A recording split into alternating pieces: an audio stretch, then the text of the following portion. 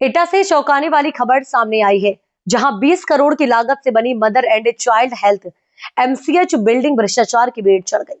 महिला एवं प्रसूति सेवाओं के लिए तैयार की गई ये भव्य इमारत अब धूल फांक रही है। जिला प्रशासन ने गंभीरता दिखाते हुए जांच के आदेश दिए हैं।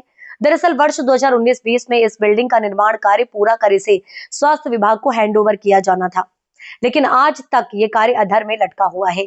केंद्र सरकार द्वारा महिला स्वास्थ्य सेवाओं को सशक्त बनाने के उद्देश्य से दिए गए करोड़ों रुपए अब एक सफेद हाथी साबित हो रहे हैं। जानकारी के मुताबिक स्वास्थ्य विभाग की ओर से एचएससीसी कंपनी को करीब 150 रिमाइंडर भेजे जा चुके हैं। बावजूद इसके निर्माण कार्य या हैंडओवर प्रक्रिया पूरी नहीं हुई। बिल्डिंग की हालत अब जर्जर होने लगी है। खिड़कियां टूटी, दीवारों पर नमी और अंदर धूल की मोटी परत साफ दिख रही है। डीएम प्रेम रंजन सिंह ने मामले की गंभीरता को देखते हुए सीडीओ के नेतृत्व में जांच टीम गठित की है। ये टीम निर्माण कार्य की गुणवत्ता, देरी के कारणों और जिम्मेदार अधिकारियों की भूमिका की जांच कर रिपोर्ट शासन को भेजेगी। सूत्रों के अनुसार रिपोर्ट आने के बाद एचएससीसी कंपनी पर ब्लैक लिस्टिंग और जुर्माने की कार्यवाही संभव है। एटा मेडिकल कॉलेज के प्राचार्य बलवीर सिंह ने बताया कि बिल्डिंग महिला मरीजों के लिए बहुत उपयोगी साबित हो सकती थी, लेकिन लापरवाही और भ्रष्टाचार के कारण ये भवन अब तक उपयोग में नहीं आ सका। अगर जल्द कार्रवाई नहीं हुई तो करोड़ों का सरकारी धन पूरी तरह व्यर्थ चला जाएगा। एक्चुअली एमसीएच ब्लॉक भारत सरकार की स्कीम के तहत हर जिले में स्थापित है, जहाँ पे जच्चा बच्चा का इलाज होता है, और इसकी कीमत लगभग 20 करोड़ थी और उसमें हर जिले में ये बनाए गए थे। अभी जो यहाँ मैंने अभी पीछे ही चार्ज लिया है, तो मैंने देखा कि यहाँ हमको एनएमसी के मानक पूरे करने हेतु बेडों की भी आवश्यकता होगी।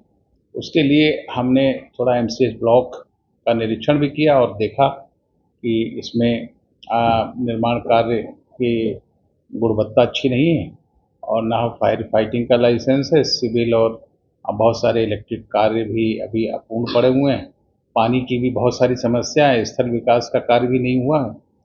फिर हमने जिलाधिकारी महोदय हमारे जिलाधिकारी महोदय ने इस पर एक कमेटी बना दी सीडीओ साहब की अध्यक्षता में, जिसका निरीक्षण हो चुका है और उसमें रिपोर्ट जल्द ही आ जाएगी और उस रिपोर्ट के बेसिस पे ही अग्रिम कार्रवाई कार्य क्षमता का इंगेजमेंट।